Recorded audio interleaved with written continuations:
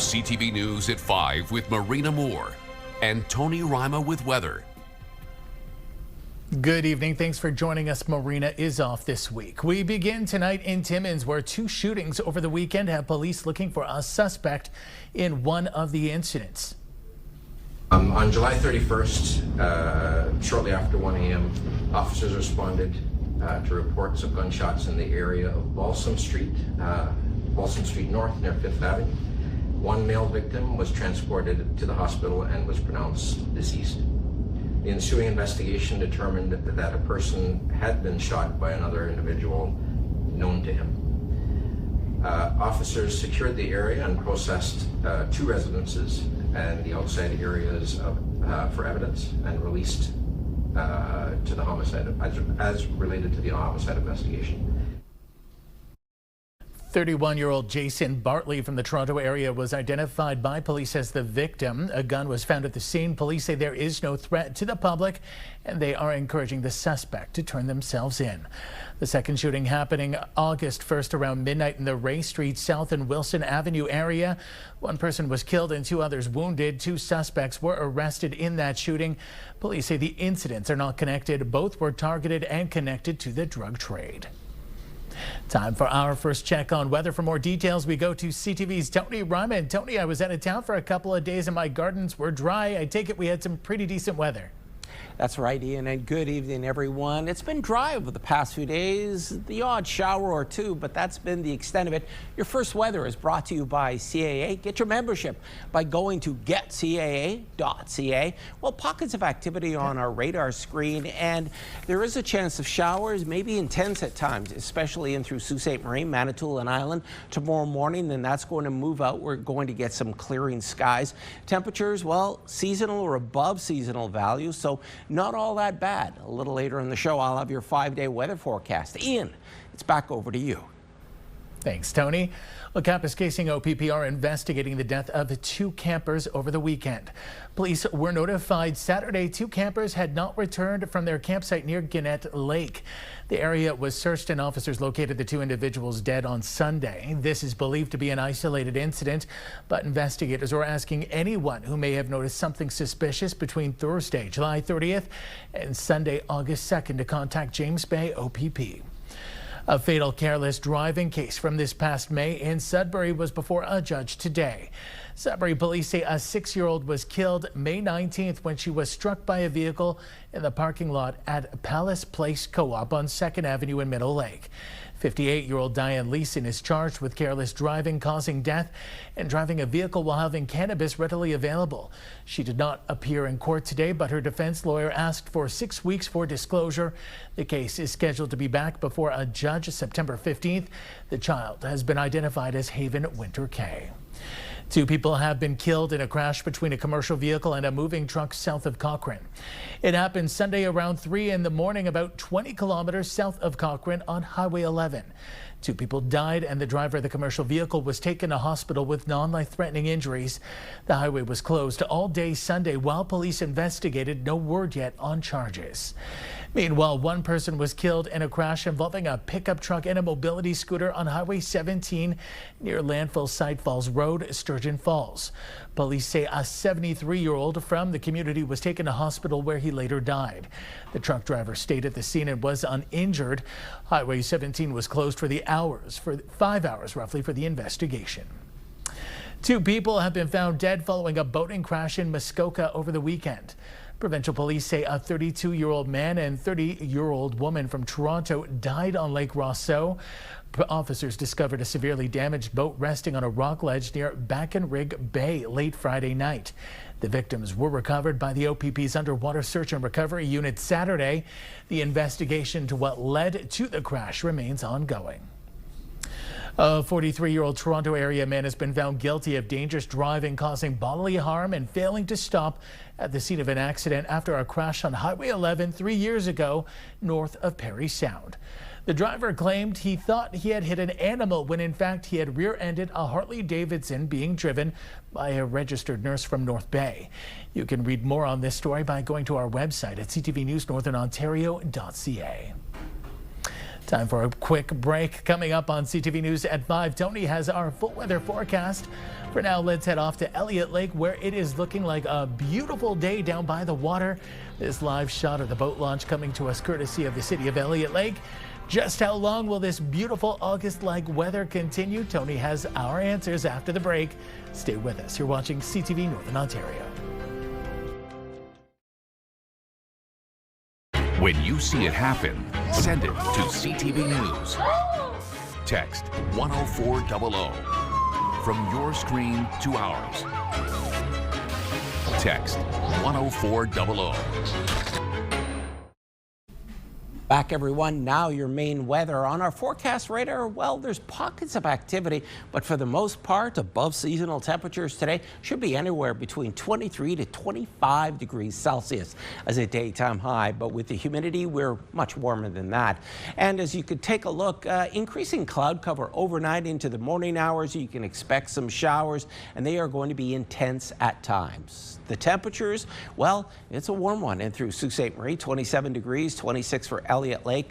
Sudbury's 28 degrees at this time when it should be about 24, 25 this time of year. And just like the temperature rises and falls, things are going to cool off in the evening. Some places with single-digit overnight lows, so not all that bad. Here's your 5-day weather forecast, starting with Sudbury, Nickel Belt tomorrow. Well, get ready for a soggy day. 25 degrees, a lot of rain, still showers continuing on Thursday. Friday, lots of sunshine, 28 degrees, above seasonal. Saturday, increasing cloud cover, a chance of precipitation, and sun cloud and some showers on the way for Sunday. Let's head on over now to Sault Ste. Marie, Algoma. Tomorrow, well, starting off sunny, then it's going to be overcast, a chance of some rain. We sure need it. It's dry out there. In through Thursday, Friday, we get a clearing trend. Temperature drops. On Saturday, increased cloud cover, a chance of precipitation. Sunday, 22 degrees and overcast. 4. Timmins, Cochrane, and Cap tomorrow, sun cloud and 60% chance of rain, above seasonal temperatures on Thursday. Looks like a beautiful day to maybe go to the beach. On Friday, same temperature, increased cloud cover. Saturday, we start to see more rain, and that's going to also continue spill over into Sunday. 22 degrees, slightly below normal. In through Timiskaming Shores and Kirkland Lake tomorrow, well, overcast, soggy, 60% chance of rain, temperature 25 degrees. Gets even warmer on Thursday, much the same type of conditions. Maybe not as much rain. We get that clearing on Friday. Saturday, temperature drops a little bit, but the humidity is going to increase, especially with the cloud cover and the showers that will continue into Sunday. And finally, folks, your 5-day weather forecast for North Bay, West Nipissing. Tomorrow, sun cloud and a chance of some precipitation. 25 degrees on Thursday, some showers there. Friday, we get that clearing, a bump up in temperature. Saturday, increasing cloud cover, rain. Sunday, much the same, 30% chance of showers, but the temperature 23 degrees when it should be 25 this time of year. Ian, it's back over to you. Thanks, Tony. Well, a family who owns a camp in Wikwemkong on Manitoulin Island is being called brave for their quick actions. CTV's Madison Merrier explains. Nicole Jacko and her family were enjoying themselves at their camp on the island over the long weekend when they saw heavy smoke coming from across the bay. Well, we're all just looking at each other like, well, we can't just leave it. You know what I mean? So we jumped in the kayaks and we just went over there. Everyone grabbed buckets. Jacko and 2 of her cousins braved the smoke and heat for over 2 hours as they formed a chain to pour buckets of water on the burning tree. It was a long time, but we didn't stop. Like, we were like desperate, you know, and we're yelling across the bay at my family to like keep calling fire because we were kind of worried that we wouldn't be able to get it out. The tree was so hot. We were burning ourselves, trying to put water in it. Like, it was crazy. The MNR confirmed the 0.1 hectare fire on August 2nd, and they responded after the family's efforts, which were applauded online, with many community members calling Jacko and her family brave for their actions. Our motivation was save the island, essentially, because like it's such a small community of where it was close to, which is my reserve, Wikwemkong. So, and with all the wildfires happening, we couldn't let this get out of control if there was something we could do before fire came. Jacko says she and her family appreciate the support online as it was a tiresome undertaking, but says it has to be done. Honestly, it was like really validating, I found, like, because we worked so hard. Jacko says they found a tackle box, fishing rod, and small grills next to the smoldering tree. Fire officials have not confirmed how the fire started. Madison Marier, CTV News, Sudbury. A business giant from our area, a philanthropist and Order of Canada recipient, has passed away. The founder of Manitoulin Transport, Doug Smith, has passed away at the age of 93. Smith, who called Gore Bay home, began a company that flourished under his watch, Manitoulin Transport, eventually becoming a nationwide name. His family donated $1 million to the Manitoulin Health Center. I had the pleasure of meeting him 5 years ago at a practice for the Manitoulin Swing Band, which has been entertaining Islanders for more than 7 decades. I asked him what kept them going after 7 decades. We're all crazy.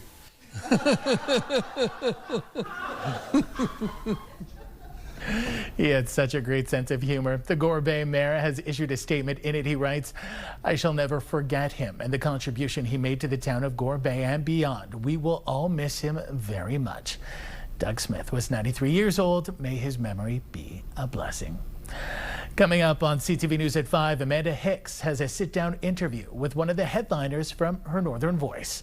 Plus, a golfer whose feat has to be seen to be believed. We'll be right back.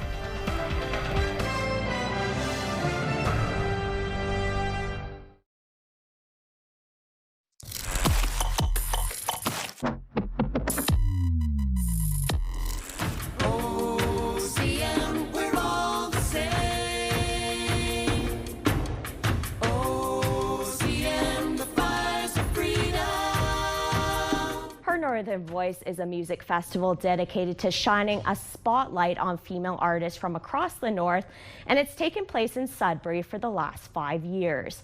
For the first time, the festival features 3 major headliners, and Canadian icon and award-winning singer-songwriter Susan Aguilar is one of them. Susan joins us via Zoom in Oakville. Thank you so much for speaking with us. Yeah, I'm glad to be here. Thank you. Absolutely. You are Canada's first Inuk artist to win a Juno Award and be named an Officer of the Order of Canada. As someone who has paved the way for so many, what does performing at a festival dedicated specifically to Northern women mean to you? It's an absolute privilege. It's been about 35 years since this career started. And certainly 35 years ago, there weren't a lot of platforms where Indigenous women voices could be heard.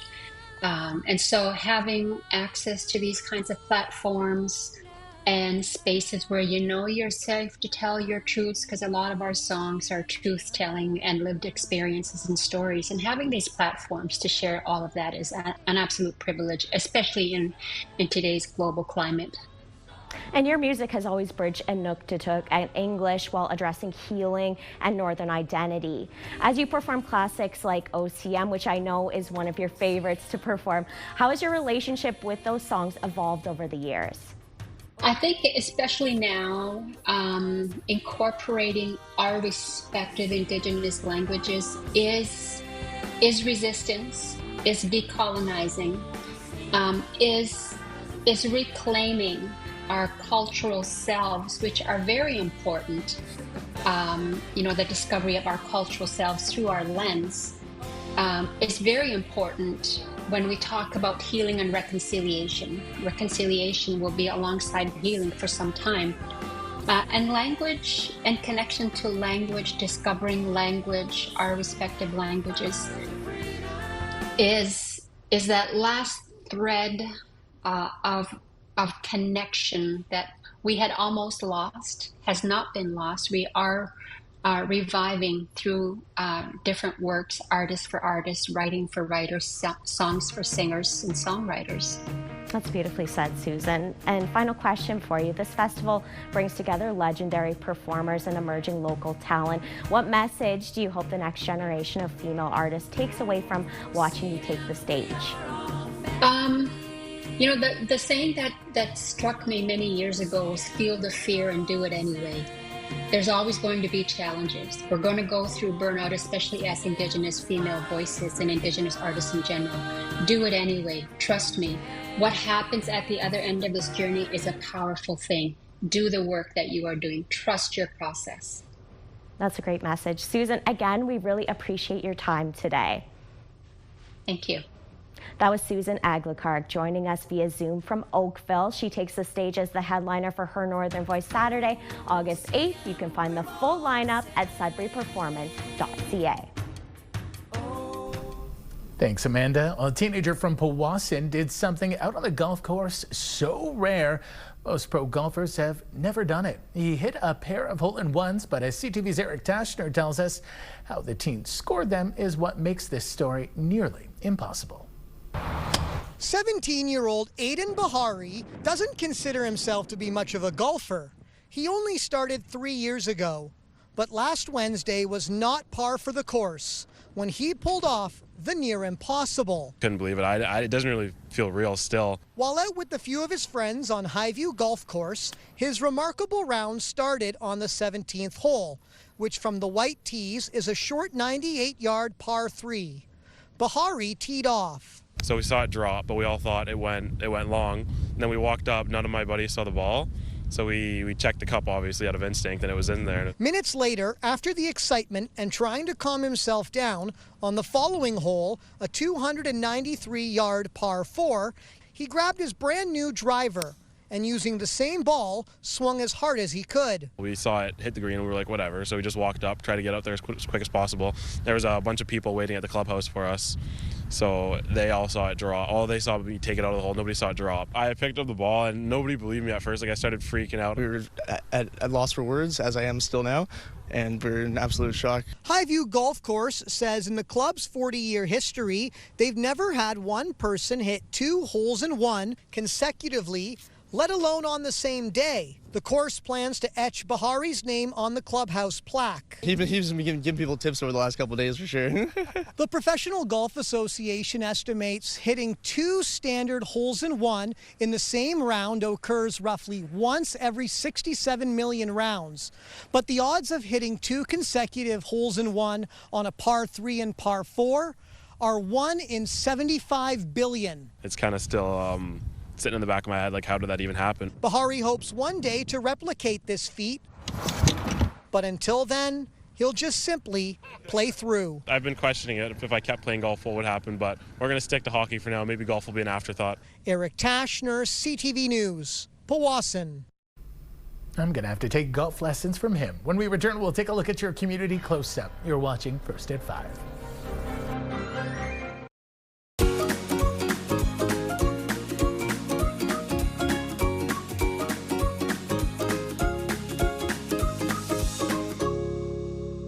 Welcome to another edition of Take Me Home Tuesday as we look to find loving homes for dogs and cats. Emma Bailey of the Sudbury SPCA now joins us. Nice to see you again, Emma. Nice to see you too. Tell us about this girl. This is Chanel. She's very sweet. She's 6 years old and she's looking for her forever home. She's got a lot to love, which isn't uncommon in our kitty cats, but she's very, very sweet and just looking for that perfect home. So she's a little on the hefty side.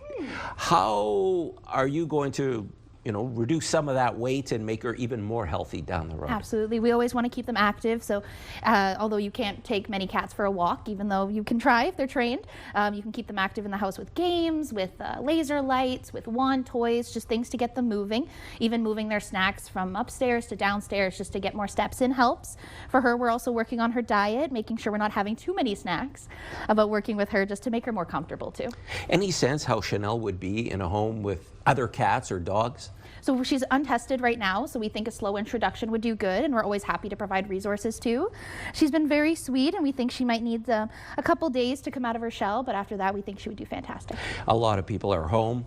It's summertime. How would Chanel, do you think, react with small children in the house? I think she would love some friends, some kids that can give her all the pets. Like even now she's doing biscuits on the couch just for me giving her some attention. She was purring when we put the harness on today. So I think attention would be good as long as they can step back if she gets a little overwhelmed. And it looks like she's shedding a little bit too. Absolutely. She's a shedder. So that's something to keep in mind when she's in your house. There may be some extra vacuuming, but that's totally fine. She would love regular brushing to keep up with that fur. And so So far, she doesn't really love the car, but otherwise, she's just been fantastic. She's a beautiful girl. Well, thanks very much, Emma, for coming in. Appreciate it. Thank you so much for having us. That was Emma Bailey of the Sudbury SPCA. By the way, to see more of our Take Me Home Tuesday segments, go to our website, CTV News Northern Ontario.ca.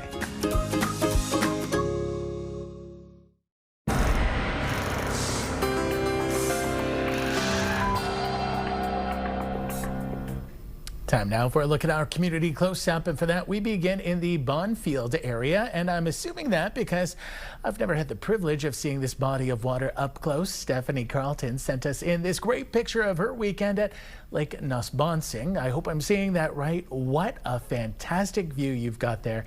Thank you for sharing.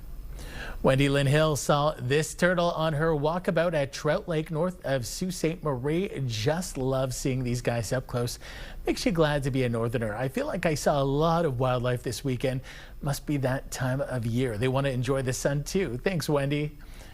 Finally, Linda Hewitt sent us in this great shot of a community I know all too well, Noelville. This is Trout Lake, Noelville, and the beautiful sunset Sunday night. Gotta say, Linda, your backyard looks a lot different than mine. I may have to come over for your next barbecue.